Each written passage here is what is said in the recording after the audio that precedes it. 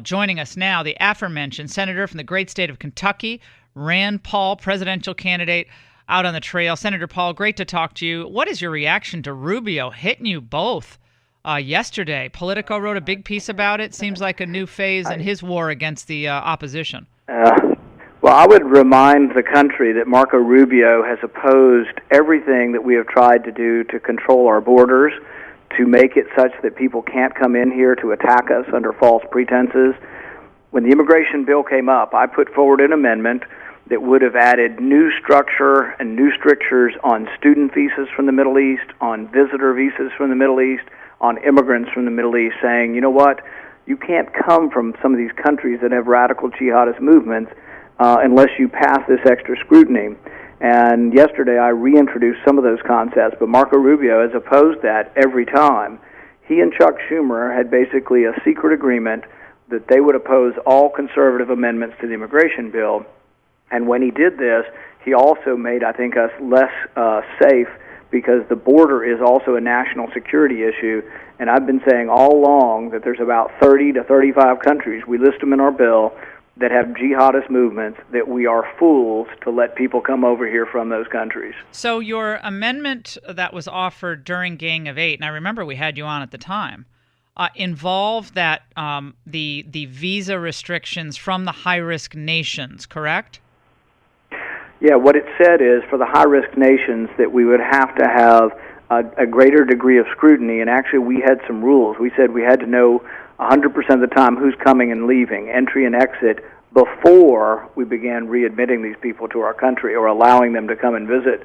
And this is a big question, whether or not, because it's not only these 30 countries that are a danger to us, French citizens of Moroccan descent or of descent from countries that have jihadist movements are a threat to us too. So my bill that I put forward now says that you have to have a 30-day waiting period before you can come, even as a French citizen, because, see, the attackers the other day in Paris, most of them were actually French citizens, and that's a visa waiver country, so they would not even need a visa to visit the United States. Well, it seems that given the severity of the threat against the free world, all of these visa issuances have to be reexamined. How we do it, how we conduct ourselves at the border, and so forth. But what was their justification for opposing one of the new provisions in the amendment that you offered a few years ago? Because as far as I'm checking here, it seems to be very consistent with what the 9/11 Commission recommended with a biometric entry-exit system that apparently was just never really instituted. Well, basically, Marco Rubio decided that his allegiance to Chuck Schumer was greater than his allegiance to conservative ideas, because these were all very reasonable ideas. My intention, actually, and you know this, I've had feelings that we should do something on immigration, because if we do nothing, I think it's sort of de facto amnesty if we do no immigration reform. And I was trying to make Marco's bill better, but he and Chuck Schumer decided that they weren't going to block all amendments because they basically made a deal. That deal was, we will allow no amendments regardless of the content. But here now I think it's coming back to bite Marco, because I think he weakened our defenses by allowing people to come into our country without sufficient scrutiny. I was trying to bolster our defenses by saying, you know what, from these countries that have radical Islamic movements, we need to have heightened scrutiny, not less scrutiny. We're talking to Senator Rand Paul, candidate for the presidency here on the Laura Ingraham Show. The opening that they believe exists, Senator Paul, is that at a time where Americans feel less secure and they're seeing this carnage befalling one of our closest allies, that they will be much more willing and interested in committing ground troops and more military spending to the Middle East, specifically Syria, maybe more in Iraq. And that clearly has motivated Rubio, I think, and Bush to step up and say, okay, you can't kid around with these isolationist types. You can't kid around with these people who just don't want to take the fight to the enemy. Do you feel that scenario playing out now? The better description is the difference between Marco Rubio and I is I would prioritize defense spending. I would defend the country. I'll do whatever it takes to defend the country, but I won't do it by borrowing more money from China. So when Marco has introduced increases in defense spending, I have countered those with an increase that cuts spending to pay for it. And he's opposed every time that I've tried to cut spending to pay for increases in defense spending. He has opposed that. He has only introduced increases in military spending that are not offset by cuts in other spending. And I just think that's fiscally irresponsible, and I think that's actually, what the liberals have always done. We bring in $3 trillion. I'm for devoting a large percentage of that to defending the country, but I'm not for spending $4 trillion when we only bring in $3 trillion. I think that's irresponsible, and I think that's Marco Rubio's position. And on the issue of what we would do other than fortifying our borders and so forth, on the question of refugees, Rubio has had positions that have shifted somewhat, and others have as well. Tell me exactly where you stand on this, and has your position changed given what happened in Paris? Our position is similar to what it's always been, and that's that people shouldn't be allowed to come to this country without having a lot better scrutiny than we have currently. I was concerned when the Boston bombing occurred. I was one of the loudest voices saying, look, how did these people get into our country? They came as refugees. I was a loud voice because in my town, Bowling Green, Kentucky, we admitted 2 Iraqi refugees who then decided it was a good idea to buy Stinger missiles. And we caught them, fortunately, before they did. But there are many examples of refugees coming here under false pretenses and then attacking us. And until we can assure that the country knows who these people are and that we know where everyone is in the country that might attack us. For example, they say there are 11 million people in our country and 40% of them are visa overstays. Do we know where they are? And are we doing anything about it?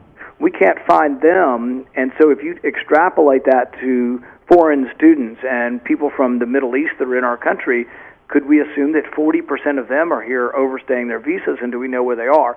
Until we know where everyone is, that everyone's obeying the law, and that only people that are properly vetted are coming in, I'd say no more refugees, but I also say no immigrants, no students, and no visitors from about 30 countries until we're absolutely certain they're not coming to attack us. Well, I think looking at these new polls, the people seem to be with your position. I mean, 53%, 52% say that allowing in refugees makes the country less secure.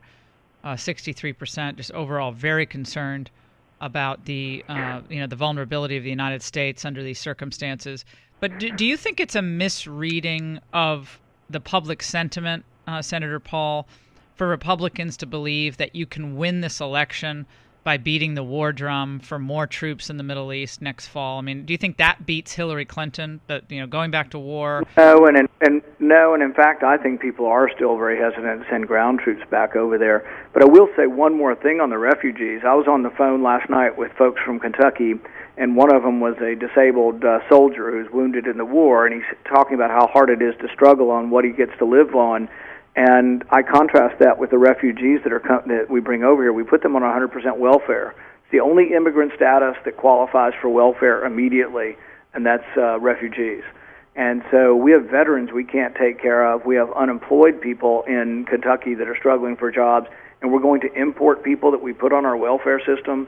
That's a disgrace and a disaster. With regard to the war, I don't think America in general thinks that putting 100,000 troops or 500,000 troops in the Middle East is the answer. Ultimately, the lasting peace, and I'm not saying we do nothing. I am for aerial bombardment in support of on-the-ground Arab troops.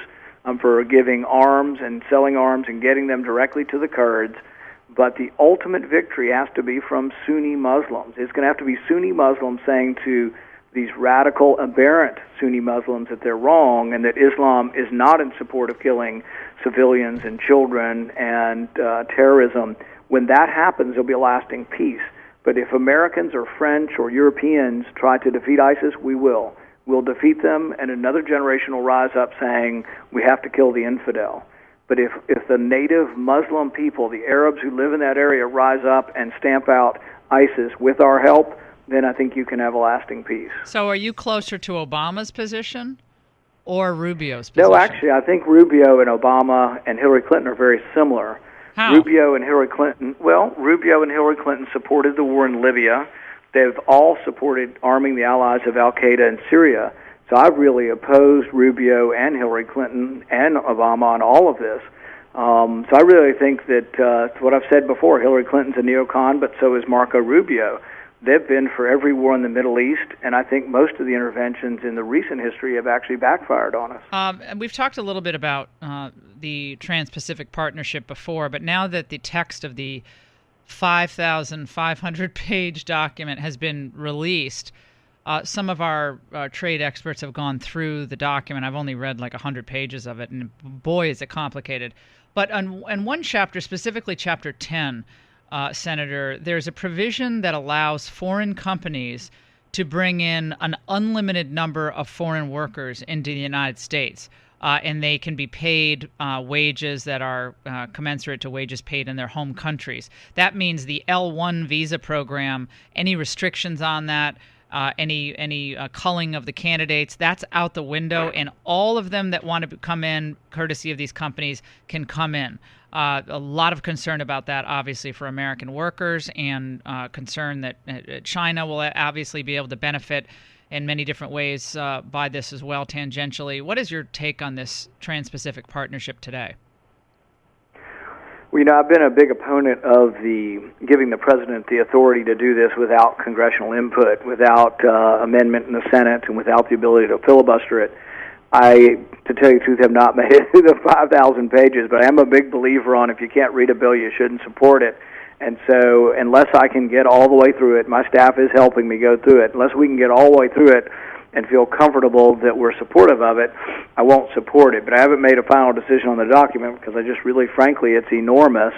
And what good comes of a 5,000-page document, Senator? I mean, you've been around this town long enough. I mean, nothing good comes of that. Not when it's negotiated overseas by some unaccountable group of global bureaucrats, including Michael Froman from the USTR.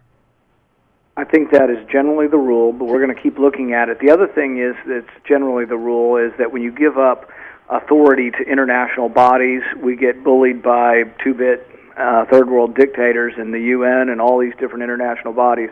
I don't like giving up sovereignty to international bodies, so a big concern for me will not only be the trade aspects of this, not only the visa aspects of it, but for me whether or not we will be giving power to organizations that are outside our jurisdiction, or whether or not we'll be giving them power within our country. And that's always been a big concern of mine, is whether or not these World Trade Organization or any of these organizations have the ability to actually regulate our country, advocate for tax increases in our country or regulatory burden in our country. And that's some of how they make trade supposedly fair, is they say, oh, U.S. may have an advantage because your taxes are lower on this particular item. And I wish that was more often the case, that our taxes were lower. Sometimes it's the reverse now. But I think that I don't want an international body telling us we need to either raise taxes or increase regulations to meet some kind of worldwide standard. Rand Paul, great luck out there. Thanks so much for being with us. We really appreciate it. Thanks a lot.